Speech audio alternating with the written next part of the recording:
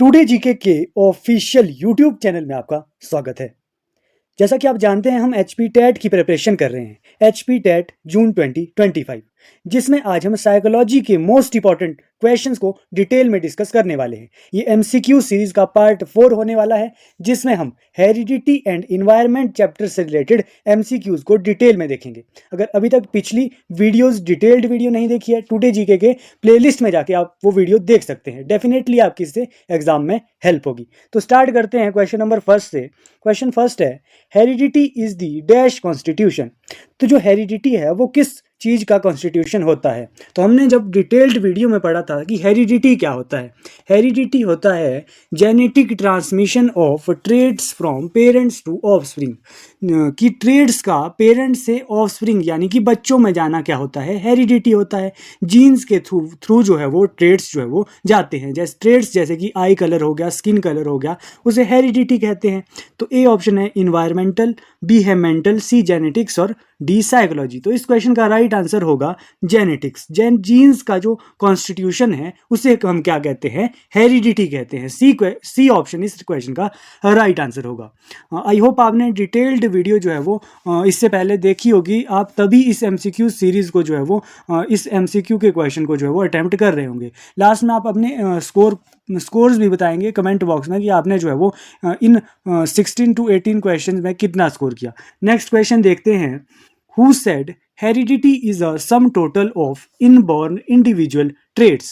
हमने ये स्टेटमेंट पढ़ी थी कि ये किसने कहा था कि heredity is sum total of inborn individual traits. Detailed video का क्वेश्चन है, एज इट इज पूछा गया है। तो ये हमने पढ़ा था बी एन झा की स्टेटमेंट। बी एन झा की स्टेटमेंट है कि हेरिडिटी किसका सम टोटल है, इनबॉर्न इंडिविजुअल ट्रेट्स का ये जो है वो टोटल है हेरिडिटी। इजी क्वेश्चन है। नेक्स्ट क्वेश्चन देखते हैं। नेक्स्ट क्वेश्चन है, endocrine glands are called ductless gland because they secrete their hormones. तो हमने जो है वो पढ़ा था कि जो ग्लैंड्स होते हैं वो भी टू टाइप्स के होते हैं। कौन कौन से? Exothermic gland, exocrine gland and endocrine gland. इसमें पूछा गया है एंडोक्राइन ग्लैंड के बारे में कि एंडोक्राइन ग्लैंड को डक्टलेस ग्लैंड कहते हैं। बिल्कुल सही बात है, हमने पढ़ा था कि डक्टलेस ग्लैंड जो है वो इन्हें कहते हैं because they secrete their hormones, कि वो अपने हार्मोन सीक्रेट करते हैं डायरेक्टली इनटू ब्लड। हमने एज इट इज़ ये पॉइंट पढ़ा है अपनी डिटेल्ड वीडियो में। अब आपने अगर वीडियो देखी है तो आप इजीली इन क्वेश्चन को जो है वो सॉल्व कर पाएंगे। तो डायरेक्टली इनटू ब्लड जो ये एंडोक्राइन ग्लैंड है उसे डक्टलेस ग्लैंड कहते हैं, क्योंकि ये जो है वो अपने हार्मोन को सीक्रेट करता है डायरेक्टली इनटू ब्लड। जबकि हमने एक्सोक्राइन ग्लैंड में क्या पढ़ा था कि जो एक्सोक्राइन ग्लैंड है उसमें जो हार्मोन सीक्रेट होते हैं वो इनटू डक्ट्स में वो सीक्रेट होते हैं। तो इतने पॉइंट्स आपको क्लियर होंगे। नेक्स्ट क्वेश्चन देखते हैं। नेक्स्ट क्वेश्चन है, pituitary gland is also known as, कि पिट्यूटरी ग्लैंड है उसे और क्या कहते हैं? हमने एंडोक्राइन ग्लैंड का एग्जांपल पढ़ा था, ये पिट्यूटरी ग्लैंड, इसे क्या कहते हैं? इसे मास्टर ग्लैंड भी कहते हैं। क्या कहते हैं? मास्टर ग्लैंड भी कहते हैं। पिट्यूटरी ग्लैंड के बारे में हमने पढ़ा था कि जो ये पिट्यूटरी ग्लैंड है ये जो है वो हार्मोन को प्रोड्यूस करता है जो कि ग्रोथ एंड रिप्रोडक्शन को जो है वो रेगुलेट करते हैं, कंट्रोल करते हैं। ये पॉइंट क्लियर होना चाहिए। वहीं हमने थायराइड ग्लैंड भी एक पढ़ा था, जिसमें हमने पढ़ा था कि ये थायराइड ग्लैंड क्या करता है, प्रोड्यूस हार्मोन को प्रोड्यूस करता है जो कि मेटाबॉलिज्म को जो है वो रेगुलेट करता है। ये दोनों पॉइंट क्लियर होने चाहिए। नेक्स्ट क्वेश्चन देखते हैं। जो ये पिट्यूटरी ग्लैंड है is also known as master gland. ये क्वेश्चन तो बहुत बार एचपी टेट के एग्जाम में रिपीट हो चुका है, इसे तो स्टार मार्क करेंगे। नेक्स्ट क्वेश्चन देखते हैं। नेक्स्ट क्वेश्चन है, which of the following is controlled by thyroid gland. यही क्वेश्चन आ गया जो हमने अभी डिस्कस किया कि थायराइड ग्लैंड जो है वो किसे जो है वो कंट्रोल करता है। थायराइड ग्लैंड जो है वो मेटाबॉलिज्म को कंट्रोल करता है और पिट्यूटरी ग्लैंड जो है वो ग्रोथ एंड रिप्रोडक्शन को जो है वो रेगुलेट करता है, और पिट्यूटरी ग्लैंड को मास्टर ग्लैंड कहते हैं। ये पॉइंट क्लियर होंगे। नेक्स्ट क्वेश्चन देखते हैं। नेक्स्ट क्वेश्चन है, pituitary gland is also known as, वही क्वेश्चन है, मास्टर ग्लैंड पिट्यूटरी ग्लैंड को कहते हैं। किस चीज का एग्जाम्पल है ये? एंडोक्राइन ग्लैंड का एग्जाम्पल है thyroid gland and pituitary gland. Exocrine gland के एग्जांपल कौन से हैं? हमने पढ़ा था स्वेट ग्लैंड्स होते हैं, सलाइवरी ग्लैंड होते हैं जो कि डक्ट्स की फॉर्म में जो है वो हार्मोन जो है वो सीक्रेट होते हैं, वो जो है वो एक्सोक्राइन ग्लैंड के एग्जांपल है। नेक्स्ट क्वेश्चन देखते हैं। नेक्स्ट है, law of continuity of germ plasm, law of resemblance, law of variation and law of regression related to। जो ये लॉज कुछ लिखे गए हैं जैसे law of resemblance, variation, law of regression, ये किससे रिलेटेड है? तो हमने ये पढ़ा था कि जो ये लॉज है ये लॉज ऑफ हेरिडिटी, हमने 3 लॉज पढ़े थे। कौन कौन से? लॉ ऑफ रिजेम्बलेंस या फिर similarity, law of variation and law of regression. हमने डिटेल में ये सभी लॉ जाने थे। इससे रिलेटेड और भी कुछ क्वेश्चंस आएंगे, उन्हें हम आगे जो है वो डिस्कस कर लेंगे। अभी के लिए आप याद रखेंगे कि हेरिडिटी के हमने 3 लॉज पढ़े थे, law of resemblance, law of variation and law of regression. Next question देखते हैं। नेक्स्ट क्वेश्चन है, In some cases, children show less mental ability as compared to their parents and vice versa. This rule of heredity is known as।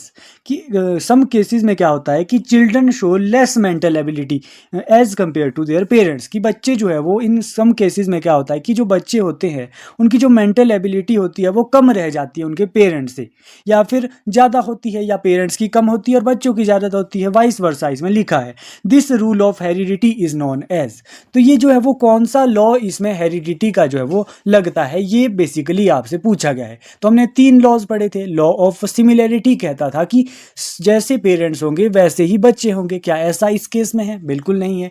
Law of variation कहता है कि जैसे parents होंगे इसके बिल्कुल ऑपोजिट बच्चे हैं, ऐसा भी इस केस में नहीं है। लेकिन लॉ ऑफ रिग्रेशन कहता था कि एवरेज से जो है वो ट्रेड्स है वो बच्चे में आगे आएंगे। तो यही इस क्वेश्चन का राइट आंसर था, law of regression. Mental ability तो ठीक है लेकिन लेस मेंटल एबिलिटी जो है वो बच्चा शो करता है। तो ये किसका करेक्टरिस्टिक्स है? लॉ ऑफ रिग्रेशन जो है वो इस क्वेश्चन का राइट आंसर होगा, क्योंकि एवरेज से ट्रेड जो है वो बच्चा जो है वो पेरेंट से ले रहा है इस केस में। तो यही जो है वो डी ऑप्शन इस क्वेश्चन का राइट आंसर होगा। नेक्स्ट क्वेश्चन देखते हैं। Endocrine gland secrets. Endocrine gland क्या सीक्रेट करता है? हमने पढ़ा था कि एंडोक्राइन ग्लैंड जो है वो हॉर्मोन्स को सीक्रेट करता है डायरेक्टली इनटू ब्लड। ये पॉइंट भी हमने पढ़ा है कि हार्मोन को सीक्रेट करता है डायरेक्टली इनटू ब्लड। और एक्सोक्राइन ग्लैंड भी क्या करता है? हार्मोन्स को ही सीक्रेट करता है बट इनटू डक्ट्स की फॉर्म में जो है वो सीक्रेट करता है। इतने पॉइंट, ये तो इजी क्वेश्चन है। नेक्स्ट क्वेश्चन देखते हैं। नेक्स्ट क्वेश्चन है, which term refer to the transmission of genetic information from parents to offspring। कि transmission of genetic information from parents to offspring उसे क्या कहते हैं? कि जीन्स का ट्रांसमिशन हो रहा है पेरेंट से बच्चों के लिए, उस टर्म को क्या कहते हैं? तो उस टर्म को ही हेरिडिटी कहते हैं। इजी क्वेश्चन है। हेरिडिटी उसे कहते हैं, अनुवांशिकता उसे कहते हैं, या फिर वंशानुक्रम उसे कहते हैं। सी ऑप्शन इस क्वेश्चन का राइट आंसर होगा। नेक्स्ट क्वेश्चन देखते हैं। नेक्स्ट क्वेश्चन है, environmental factor can influence the expression of certain genes, this phenomenon is known as। हमने जो है वो हेरिडिटी इन्वायरमेंट चैप्टर में लास्ट में हमने सम इंपॉर्टेंट क्वेश्चन हमने देखे थे, वहाँ से ये डायरेक्टली क्वेश्चन पूछा गया है कि इन्वायरमेंटल फैक्टर जो है वो इन्फ्लुएंस किसको कर रहा है? जीन्स को इन्फ्लुएंस कर रहा है। तो उसे क्या कहते हैं? तो उसे कहते हैं, उस फिनोमिनन को कहते हैं एपिजेनेटिक्स। एपिजेनेटिक्स उसे कहते हैं। और उस स्टडी को क्या कहते थे? उस स्टडी को कहते थे इन्वायरमेंटल जेनेटिक्स, जिसमें इन्वायरमेंट जो है वो जीन को इन्फ्लुएंस करता है। तो उसे क्या कहते हैं? उस स्टडी को इन्वायरमेंटल जेनेटिक्स कहते हैं और उस फिनोमिनन को एपिजेनेटिक्स कहते हैं। सी ऑप्शन इस क्वेश्चन का राइट आंसर होगा। आई होप आपको ये सभी पॉइंट जो वो क्लियर होंगे डिटेल्ड वीडियो से। डिटेल्ड वीडियो नहीं देखी है वहाँ से आप जाके देख सकते हैं, साइकोलॉजी की प्लेलिस्ट में जाके डेफिनेटली आपको जो है वो हेल्प मिलेगी और आप इजीली इन क्वेश्चन को सॉल्व कर पाए होंगे। नेक्स्ट क्वेश्चन देखते हैं। Which of the following is an example of hereditary trait? Hereditary trait के एग्जाम्पल इसमें से कौन सा है? ये पूछा गया है। हेरिडिटरी ट्रेट मैंने आपको बताया था, जो कि हेरिडिटरी ट्रेट्स ऐसे ट्रेट होते हैं जो कि पेरेंट से बच्चे में जो आते हैं जीन्स के थ्रू। तो इसमें कौन सा ट्रेट है? लैंग्वेज ये क्लियर नहीं है वर्ड कि भाषा कुशलता यहाँ पे लिखा है हिंदी में। क्या ये हेरिडिटरी ट्रेट है? नहीं। लैंग्वेज तो कोई हेरिडिटरी ट्रेट नहीं है। फियर ऑफ वाटर ये भी नहीं है। Colour of eye, colour of eye बिल्कुल एक हेरिडिटरी ट्रेट है। कलर, आई कलर जो है वो कई बार देखते हैं कि पेरेंट्स का जैसे ब्राउनिश कलर होता है तो आगे देखा जाता है कि बच्चों का भी जो है वो आगे चल के ब्राउनिश आई देखने को मिलती है। तो ये एक तरीके का हेरिडिटरी ट्रेट है। तो सी ऑप्शन इस क्वेश्चन का राइट आंसर होगा। हेरिडिटरी ट्रेट के अदर एग्जांपल है जैसे स्किन कलर। कई बार जो है वो पेरेंट्स का जो कलर है डार्क होता है, तो आगे देखा जाता है कि बच्चों का भी डार्क है। अगर कोई फेयर पेरेंट है, फेयर ही उसका कलर, स्किन का कलर होता है। तो ये सभी जो है वो एग्जाम्पल है। हाइट एक एग्जाम्पल है हेरिडिटरी ट्रेट की। तो ये सभी जो है वो हेरिडिटरी ट्रेट्स के एग्जाम्पल है। नेक्स्ट क्वेश्चन देखते हैं। नेक्स्ट क्वेश्चन है which of the following is an acquired trait, कि इनमें से कौन सा एक्वायर्ड ट्रेट है। एक्वायर्ड ट्रेट मैंने आपको बताया था कि एक्वायर्ड ट्रेट ऐसे ट्रेट्स होते हैं जो कि बर्थ के बाद जो है वो एक्वायर किए होते हैं पर्सन ने। जैसे कि सन टैन यहाँ पे राइट आंसर है। सन टैन क्या है कि बच्चा जो है वो जब उसका बर्थ हो गया है तब उसके बाद सन टैन कब होता है, जब वो धूप में जाता है। तो क्या बच्चा बर्थ से पहले ही धूप में गया होगा? नहीं। तो ये सारा काम जो है वो बर्थ के बाद ही हुआ है। क्या पेरेंट्स से ये ट्रेट जो है वो बच्चे को मिला है सन टैन? तो नहीं मिला है। तो ये एक तरीके का एक्वायर्ड ट्रेट है सन टैन, हेरिडिटरी ट्रेट ये नहीं है। तो सी ऑप्शन इस क्वेश्चन का राइट आंसर है। कॉमन सा ये क्वेश्चन है। नेक्स्ट क्वेश्चन देखते हैं। The study of how genes and the environment interact to influence trait is called। अभी ही हमने ये पॉइंट पढ़ा कि उस स्टडी को क्या कहते हैं जो जीन्स और इन्वायरमेंट कैसे इंटरेक्ट करते हैं ट्रेट के साथ, उस स्टडी को क्या कहते हैं। अभी हमने ये जो है वो पॉइंट डिस्कस किया। जीन इन्वायरमेंट इंटरेक्शन उसे कहते हैं। आपको क्वेश्चन पढ़ के ही ये क्लियर हो जाएगा। How jeans and environment interacted, कि उस स्टडी को क्या कहते हैं। उस स्टडी को कहते हैं gene environment interaction. Detailed video में ये पॉइंट भी कवर हुए हैं। मैक्सिमम पॉइंट यहाँ पे जो है वो कवर डिटेल्ड वीडियो से हो रहे हैं। नेक्स्ट क्वेश्चन देखते हैं। नेक्स्ट क्वेश्चन है What is the main source of genetic variation in population? Genetic variation का जो है वो क्या कारण है पॉपुलेशन में। तो इस जो है वो जेनेटिक वेरिएशन का जो कारण है वो है म्यूटेशन। म्यूटेशन है जेनेटिक वेरिएशन का कारण, कि जीन्स में वेरिएशन आ रही है लोगों में। ये म्यूटेशन क्या होता है? म्यूटेशन होता है डीएनए का जो सीक्वेंस है ऑर्गेनिज्म का वो चेंज होता जा रहा है। यही कारण है जीन्स के वेरिएशन में पॉपुलेशन में। ओके, म्यूटेशन आप कंसेप्ट याद रखेंगे। एज इट इज नेक्स्ट बार भी ये क्वेश्चन पूछा जाएगा। ये क्वेश्चन कुछ ऐसे क्वेश्चन है जो अगर नेक्स्ट टाइम अगर पूछे जाएंगे तो एज इट इज ये ऑप्शन सहित सेम ये क्वेश्चन पूछे जाएंगे। नेक्स्ट क्वेश्चन देखते हैं। नेक्स्ट क्वेश्चन है the field of study that investigates the influence of environmental factor on gene expression is.